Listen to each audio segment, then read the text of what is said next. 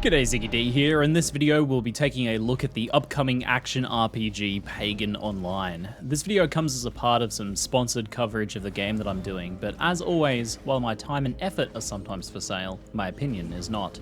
So let's take a look at what Pagan Online is and what it offers. I will disembowel you and bleed you out, then burn out your eyes and make you descend into madness and death. Pagan's probably what you'd get if Diablo 3 and Battlerite had a baby that was raised by Warframe. It's an action RPG with arena brawler style combat and Warframe-esque meta progression and mission-based gameplay sessions. The combat is very reminiscent of Battlerite, only a bit slower paced with groups of NPC enemies instead of other players. It's got WASD movement with a twin stick style of aiming skill shot abilities with your mouse. This can be a bit unfamiliar for long-term action RPG players, but it makes sense given the combat style the game is going for. In this game, positioning and aim are crucial. Unlike most action RPGs, you cannot simply gear and build to become immune to crowd control effects like stun and knockbacks. You need to learn to avoid hits from enemies in order to have smooth gameplay, and it's somewhat challenging, especially for me when I first started out on a melee hero. Swapping to a ranged hero early on helped a lot in the learning period, though after a few more hours of play I came back with a better understanding of the attack patterns of most of the enemies, and I did much better as melee. And this is why the WASD controls make sense for this game in particular, even if they are a less common and sometimes less preferred choice in action RPGs. You want to be constantly micromanaging your positioning, while at the same time aiming and using your skills to do damage, stun, and interrupt your enemies.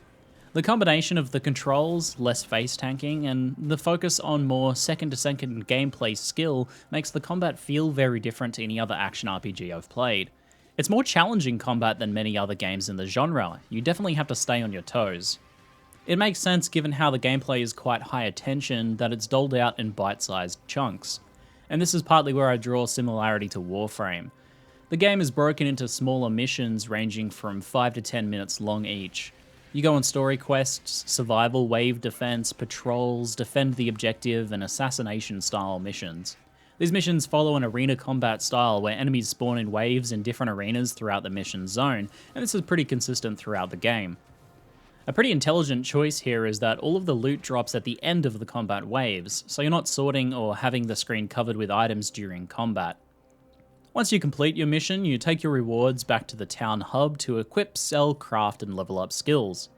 And that brings us to the second similarity I draw to Warframe. It's the way you unlock heroes in this meta progression system. Rather than just having one hero you focus all your attention on, it seems intended that you unlock and collect a variety of heroes and engage in a sort of meta progression of your account and all your heroes as a whole.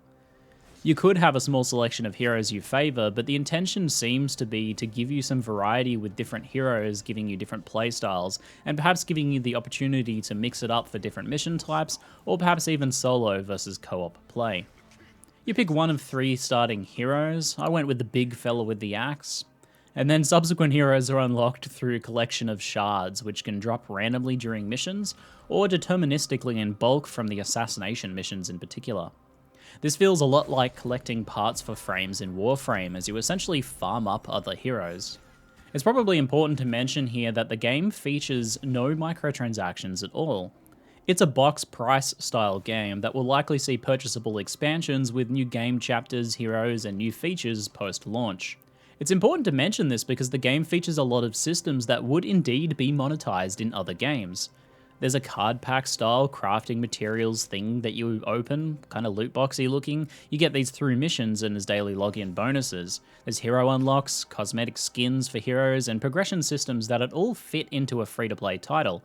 However, again, there's no microtransactions currently, and the developers said that there is no plan to add them. It's curious to note how surprising these days it is to have everything unlocked through gameplay, even cosmetics. Heroes' builds are somewhat set in stone, with each hero having a preset skill loadout. You can select some improvements to these skills, such as reduced cooldowns or increased area of effect, but for the most part, each hero is a pre-designed playstyle. Lucian, or Lucian, my live viewers couldn't decide which way it was pronounced, is the first hero that you'll unlock. His shards drop in bulk from the first assassination mission, so it only takes a couple hours before you can play him, in addition to your starter hero. Lucian is a fire and lightning themed mage with a pretty powerful and flexible kit. He has several spells which can be cast in either fire or lightning modes. Typically fire is for damage and lightning is more for utility. For example, the E ability, Mark of the Gods, lays down an elemental field. Lightning does some damage but also blinds enemies, while fire does more damage and ignites. The space ability, for example, does a lightning nova that does more damage at further ranges, while fire does a smaller nova that applies a powerful burn effect. The passive ability of Lucian is that each spell you cast lowers the cooldowns of your other spells. However, you do need to manage your mana by weaving in lightning zap left clicks to generate more mana in between. His shift ability stuns and consumes ignites on enemies as well as being a movement skill, which means that although a blinding or stunning lightning skill might be useful in your current situation, perhaps igniting enemies so you can then heal off them with the shift ability may be a better choice. It all feels quite clever actually, and each time you cast a spell it feels like selecting the right tool for the job at hand, which may depend on enemy types, positioning, and your current life total or your cooldowns and mana. I've only played 2 of the heroes so far, but they're quite different to each other, and from looking at the kits of the other heroes that are available, there seems like there's quite a bit of diversity here. So let's talk about an essential part of the action RPG experience and how Pagan tackles it: character customization and builds. Gear comes in the form of weapons and several accessories, including 2 amulets that lets us better emulate our rap superstars.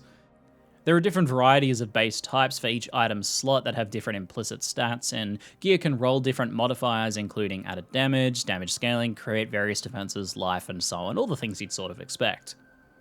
Crafting is quite powerful in this game, and much of your best gear is likely to be crafted. You'll find recipes that will add specific stats to specific item types.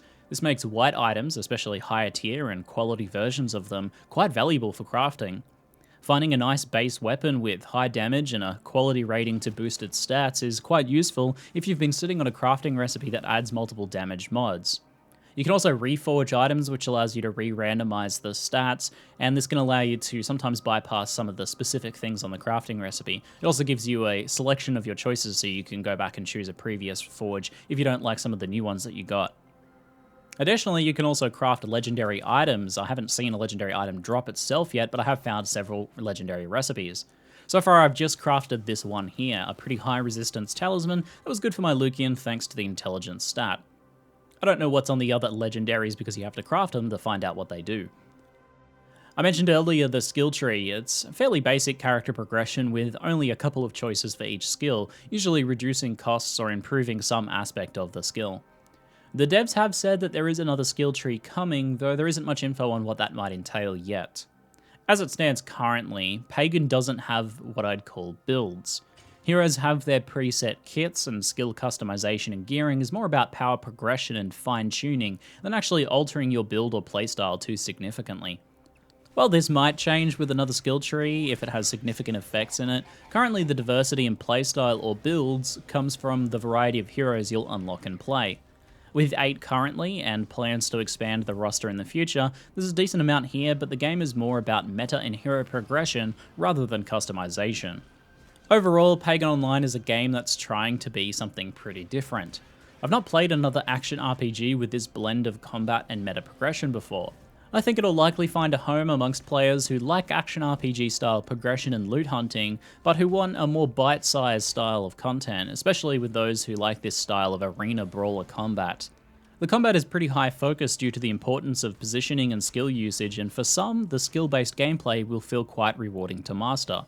Players who prefer the action RPGs with deeper customization and unique build creation will likely not find enough here to satisfy their needs.